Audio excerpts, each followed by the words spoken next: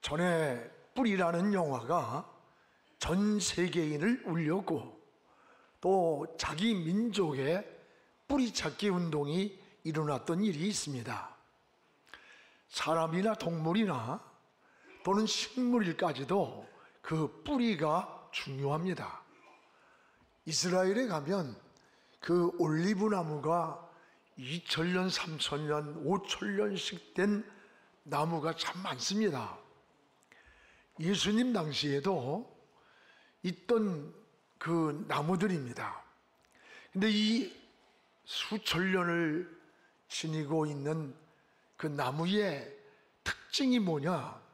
뿌리가 수십 미터씩 뻗어 있다고 합니다.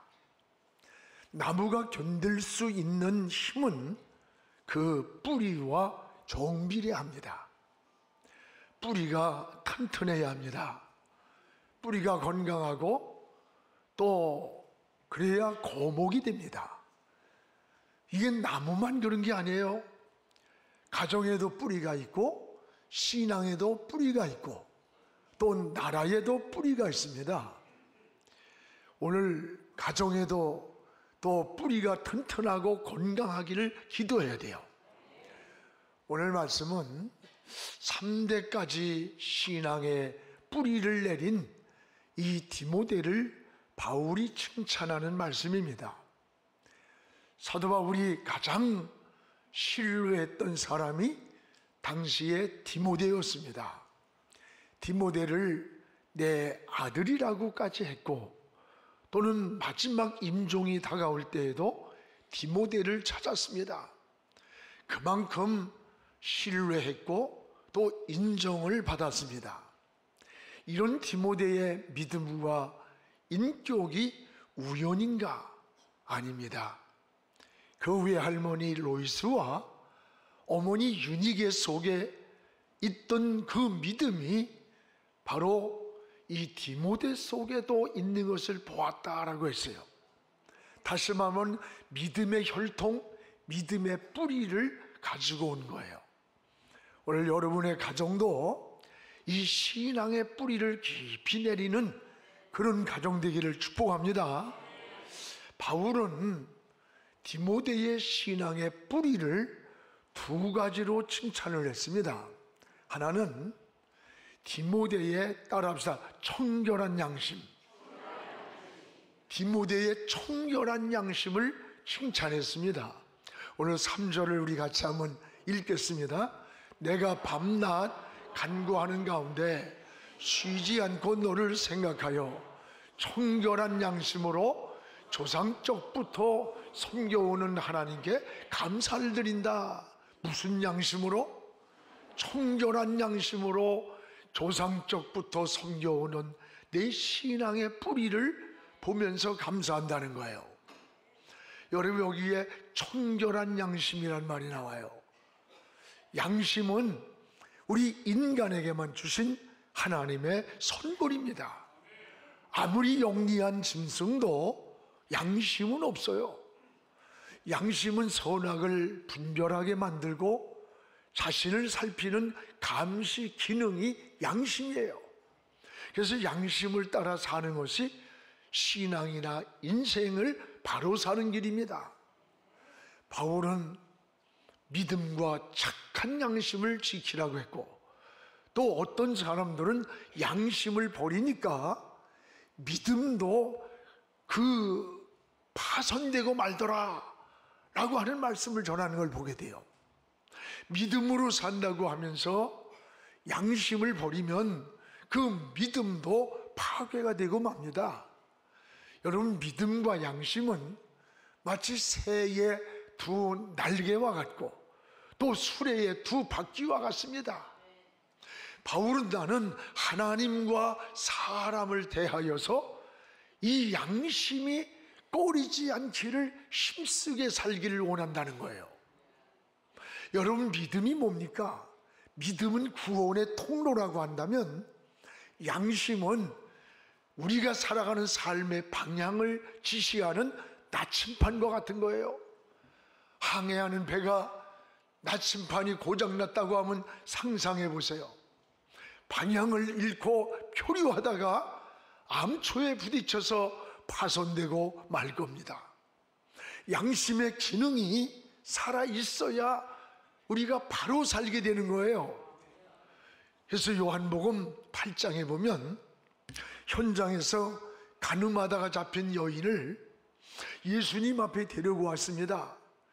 그리고는 예수님한테 이 여인을 돌로 치리까 놓아주리까, 예수님을 올무에 빠뜨리려고 했던 사건이 나옵니다. 만약에 놓아주라고 하면 율법에 걸리게 되고, 돌로 치라고 하면 그동안 예수님이 외쳤던 그 사랑은 위선이 되는 겁니다. 주님은 이때에 말없이 땅에다가 글을 썼습니다. 그 글이 뭐냐? 죄 없는 자가 먼저 돌로 치라. 이러고 났는데 요한복음 8장 9절에 보면 이들이 양심의 가책을 느껴서 어른으로부터 젊은이들까지 하나씩 떠나갔다. 여기 양심의 가책이란 말이 나와요. 이 양심의 가책, 이것은 인간과 짐승의 다른 점이에요. 인간에게만 있는 양심인 겁니다. 양심은 인간이 내면 속에서 선악을 알게 해주는 마치 내비게이션과 같은 거예요. 근데 성경에는 이런 양심의 종류가 여러 개가 나와요. 여러분, 베드로전서 3장 13, 6절에 보면 선한 양심이 있습니다. 또 디모데전서 1장 5절에 보면 청결한 양심도 있고, 또 디모데전서 1장 19절에 보면 착한 양심도 있습니다. 그런데 디모데전서 4장 2절에 보면 화인 맞은 양심이 있다는 거예요. 화인이 뭐예요? 불도장으로 지져가지고 이 양심이 감각이 마비가 돼버린 거예요. 선악이 구별이 안 되고 파손이 돼버린 거예요. 여러분, 이 사회에 갈수록 혼란해집니다. 양심의 기능이 고장나 있기 때문이라는 것을 알게 돼요. 지금 끔찍한 살인사건들이 수없이 일어나고 있습니다. 오늘 부모가 자식을 살인을 합니다. 전에도 자기 아기를 죽여가지고 냉장고 속에 넣고 있었던 거예요. 또 자식이 부모를 살해하는 이런 사건들이 부지기수입니다.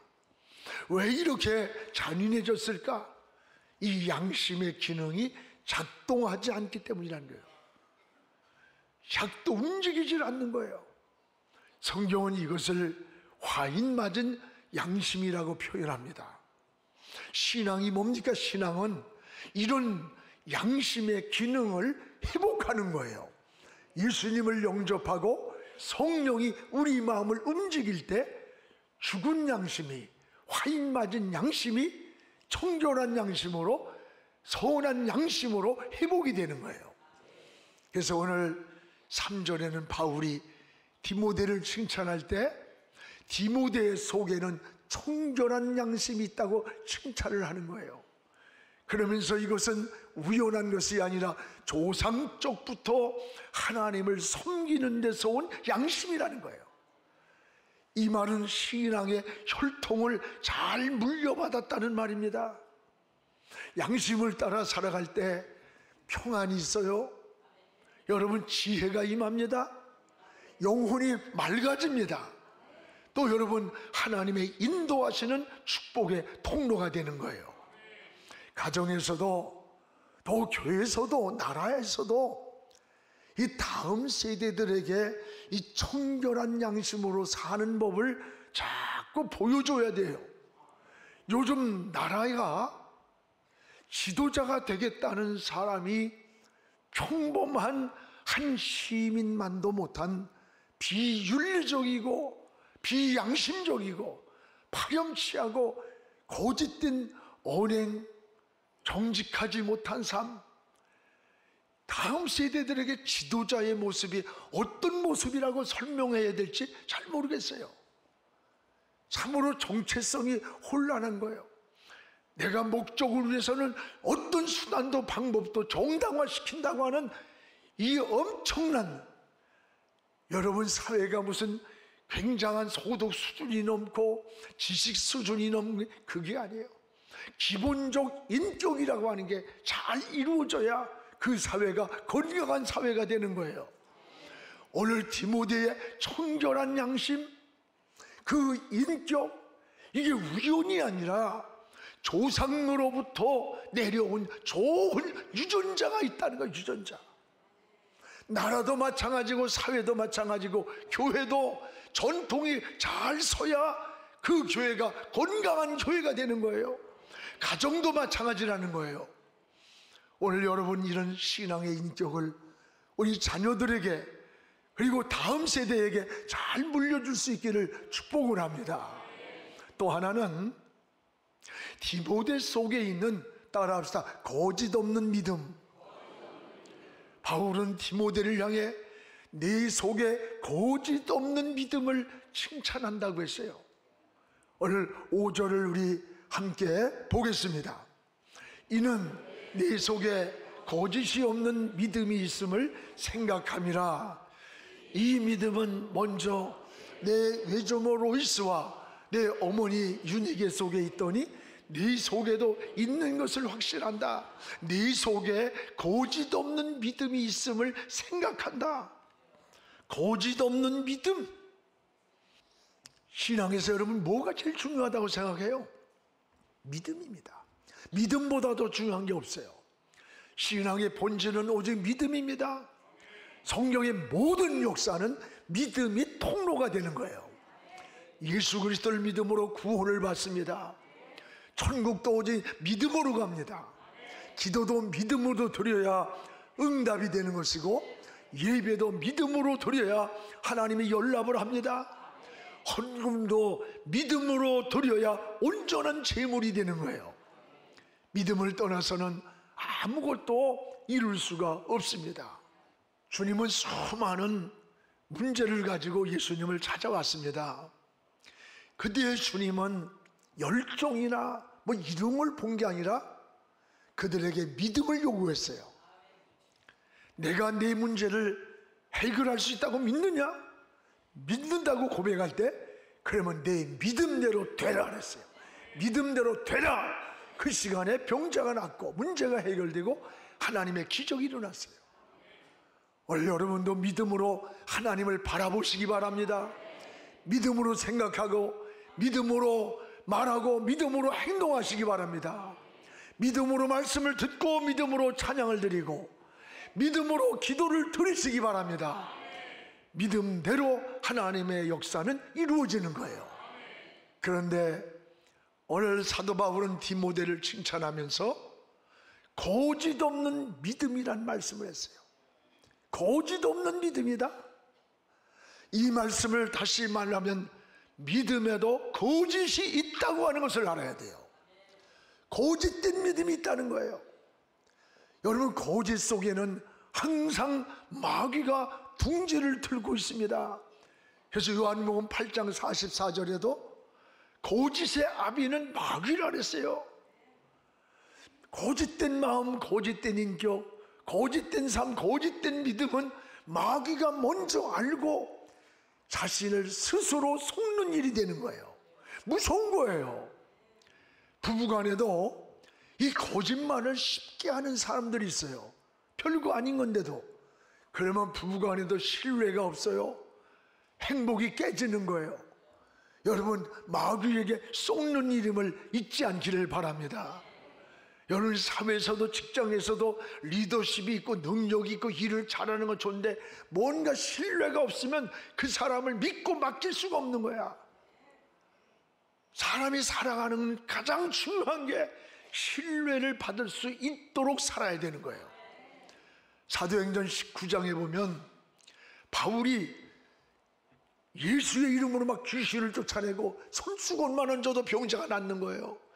이것을 본 마술사가 자기도 예수의 이름으로 명하노니 귀신아 나가라.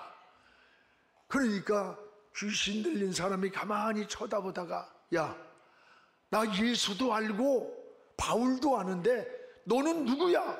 그리고 옷을 확 잡아치니까 이 마술사가 도망을 가는데 옷이 그냥 홀랑 벗어진 거야. 그리고 주랭랑을 치는 거예요. 아마 속옷까지 다 벗어졌을 것 같아. 개망신을 당하고. 여러분, 거짓된 것은, 거짓된 그 믿음을 귀신이 먼저 알아봤다는 거야. 우리가 거짓된 삶, 거짓된 것 속에는 항상 사단이가 틈을 타는 통로라는 것을 알아야 돼. 오늘 바울은 디모데를 칭찬할 때 거짓 없는 믿음이라면 칭찬한 거예요. 오늘 우리의 신앙도 돌아보시기 바랍니다. 하나님 앞에 정직한 기도를 드려야 돼요. 정직한 고백을 드려야 되고, 정직한 예배를 하나님 앞에 드릴 때 하나님이 받으시는 거예요.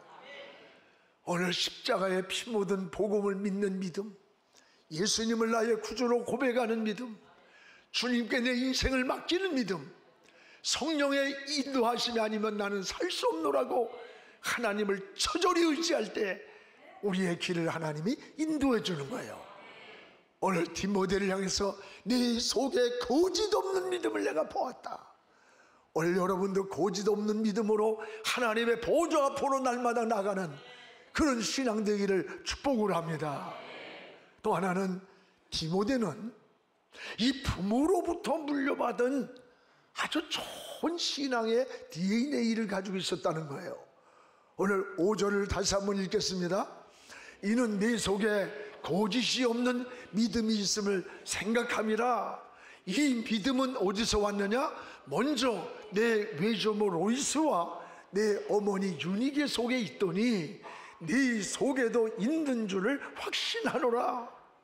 오늘 이 마음의 청결한 마음, 그리고 거짓 없는 이 믿음이 우연한 것이 아니라 그 외할머니 로이스 속에 있더니, 어머니 유니게 속에 있더니 네 속에 있는 것을 내가 봤다는 거예요. 여러분, 이게 뭐예요? 신앙의 DNA입니다. 우리 신앙의 DNA, 이걸 물려줘야 되는 거예요. 디모데의 청결한 양심, 은혜의 눈물, 거짓 없는 믿음이 우연이 아니라는 거. 디모데의 신앙은 3대에 걸쳐서 물려받은 신앙의 혈통인 거예요. 부모로부터 흐르는 신앙의 DNA라는 거예요. 신명기 6장 2절에 보면 너와 네 아들과 네 손자들에게 말씀을 가르치라. 이건 3대가 나와요. 이것이 신앙의 유전자입니다. 여러분, 유전자는 굉장히 중요합니다. 여러분이 병원에 가서 어떤 질병이 있을 때 꼭 의사 선생님이 묻는 게 뭐예요? 가족 중에 이런 질병을 가진 사람이 있느냐 꼭 물어요. 이게 뭐예요? 유전자예요. 좋은 것이든 나쁜 것이든 그 부모로부터 가지고 있는 유전인자가 우리 몸에 있다는 거예요. 그 질병에도. 여러분, 이것이 육체만입니까? 아닙니다. 신앙에도 유전자가 있는 거예요. 우리나라에 복음을 처음 초창기 받아들인 5대 이상 믿음을 지키며 신앙을 지키며 살아왔던 그런 가정의 가문을 조사해 봤더니 그 후손들이 거의 다 영적으로 뿐만이 아닙니다. 각 분야에서 정치, 경제, 사회, 문화, 교육 각 분야에서 아주 굉장한 영향력을 가지고 중심의 지도자로 서 있더라는 거예요. 반면에 무당, 점쟁이, 역술인 가정, 이런 어떤 무속에 사로잡혀서 살아가던 그 가정의 5대 안에 거의 불행한 일들이 그 후대에게 수없이 일어나 있더래요. 정신질환서부터 여러 가지가. 오늘 여러분, 자녀들에게 믿음을 심어주시기 바랍니다.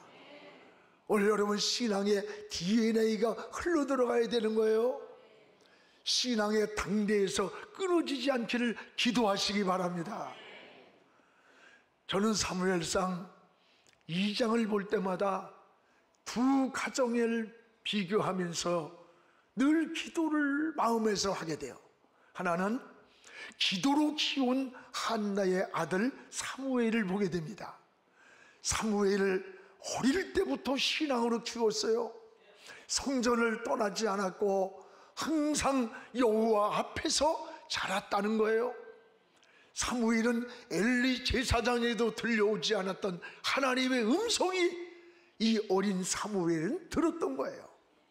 훗날에는 훌륭한 선지자가 되었습니다. 또 하나는 누굽니까? 그 당대의 엘리 제사장입니다. 그 제사장들의 자식들을 보세요. 신앙을 바로 물려주지 못하고 당대에 끝났습니다. 불행한 일입니다.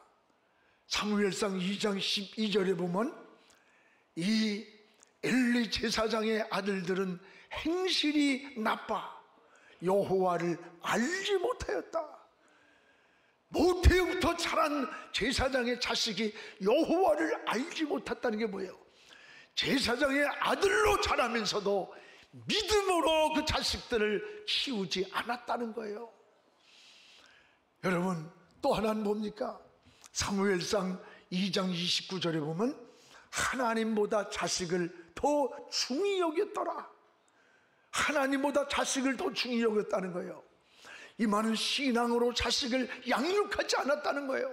믿음으로 그를 키우고 하나님 중심으로 키우지 않았다는 겁니다. 오늘 여러분 사무엘상 2장 34절에 하나님은 어떻게 했느냐? 이들을 죽이기로 작정했어요. 죽이기로 작정했어요. 훗날에 두 아들 홈니와 비느하스는 전쟁에 나갔다가 한나라의 전쟁에서 죽었어요. 엘리 제사장은 그 소식을 듣고는 충격을 받고 의자에 앉아 있다가 목이 부러져서 죽었어요. 여러분, 신앙을 물려주지 못한 엘리 제사장은 자식 농사를 망친 거예요. 엘리는 자식들에게 신앙을 물려주지 못하고 당대에서 멈춰버린 거예요. 오늘 여러분, 이 사건이 여러분의 가정은 어떻습니까? 여러분의 가정의 신앙은 당대에서 머물러 있지 않습니까? 나는 잘 믿는다고 하는데 지금 내 자녀들은 신앙과 관계없는 삶을 살아요. 믿음을 떠나버렸어요. 자식 농사 망친 거야. 당대에서 끊어지고 있는 거예요. 여러분, 이런 걸 생각하면서 가슴을 치면서 하나님 앞에 그 자녀들을 믿음으로 키우기를 원하고 있습니까? 다시 한번 자신을 돌아보시기를 바랍니다. 가정에서 믿음의 혈통을 잘 이어가야 돼요. 가문이라고 하는 것은 무슨 지식이 많고 사회적인 명성이 있고 돈이 많은 부를 가졌다고 해서 굉장히 가문이 있는 아닙니다. 진정한 가문은 그 가정 안에 평안함이 있어야 돼. 안식이 있고 부부가 행복하게 사는 모습이 있고 웃음이 있고 기쁨이 있고 서로의 소통하는 대화가 있고 경청이 있고 그런 속에서 자란 자녀들이 건강한 정신과 건강한 마음과 건강한 의식을 가지고 살아가는 거예요. 여러분, 그런 자녀들을 아내로 맞이해야 되고 사위로 맞이하는 일이어야 되지. 남편을 개떡같이 알고 말이야 막 그냥 우습게 알고 남편이 그냥 구리처럼 이러고 그게 좋아 보여? 그러면 그런 딸내미들은 데려가면요 지 남편한테 결혼하고 그 짓 해요. 또 여러분, 남자들 마찬가지야. 여자를 막 구박하고 막 욱박지르고 그냥 그러고 나면요 그 아들은 그것밖에 본 게 없으니까 그런 짓 하는 거예요. 여러분, 이게 자라온 환경이 굉장히 중요합니다. 그 사람의 전 인격을 만들어주는 거예요. 여러분의 자녀들을 공부를 좀 덜 시켰다고 좋은 대학을 못 갔다고 낙심하고 부끄럽다고 생각해요? 아닙니다. 정말 교회에서는 목사요, 장로요, 권사요, 집사라고 하는 아주 잘 믿는 것 같은데 가정에 가면 찬송 한 번 안 부르고 기도 소리 하나 없고 밤낮 갈등과 고통과 소리에 등을 돌리고 있고 자식들이 집에 들어오기 싫은 그런 환경의 문화가 돼 있다면 다시 한번 가정의 달을 통해 지금 몇 주째 말씀을 전합니다. 다시 한번 여러분 수정하시기 바랍니다. 다시 회개하면서 가정을 회복하시기를 바랍니다. 여러분의 가정에 자식 농사를 망친 엘리 제사장을 거울로 삼으세요. 오늘 우리의 신앙생활이, 오늘 하나님 앞에 사는 삶이 부끄러울 때가 너무 많아요. 사람이라는 게 이 DNA가 무섭잖아요. 여러분 자녀들을 키워보면 그 자녀가 꼭 부모와 커가면서 성격도 비슷합니다. 어딘가는 그 부모가 아니면 그 할아버지 할머니라도 닮아. 그 비슷해. 그러니까 걔가 뭐 어쩌고 저쩌고 하는 거는 그럴 필요가 없어요. 보면 알아. 나는 우리 애들도 봐도 큰애는 우리 집사람 성품을 닮아서 착해. 이렇게 얌전하고 참고 이렇게 들어줄라래. 둘째는요, 나보다 한 수 더 떠. 같이 운동을 하면 웬만하면 아버지가 이기려고 하면 져주는 것도 있잖아요. 이 새끼는 그냥 죽자 사자 하고, 게임이라도 요리나 이 새끼가 이거 막 이러고. 근데 나보다 더해. 내가 가만히 왜 그런가 보니까 우리 아버지가 나보다 더 하셨거든. 나는 클 때까지 진짜 아버지가 아닌 줄 알았어요. 하도 무서워서. 탁 들면 그냥 몽둥이로 패는 거 못되네. 나는 또 달리기 선수야. 파박 튀어도 도망가고. 사랑하는 여러분, 누가 잘했다고 말할 수 있겠어요? 이런 설교하는 나도 여러분도 다 똑같이 적용이 되는 거예요. 오늘 여러분, 우리는 디모데가 그 훌륭한 인격과 사랑을 받는 사람들 앞에 좋은 지도자로 소개된 것이 우연이 아니라 그 외주모 로이시에서부터 흘러온 그 믿음의 혈통이 그 어머니 유니게 속에 있더니 외가로부터 받은 거죠.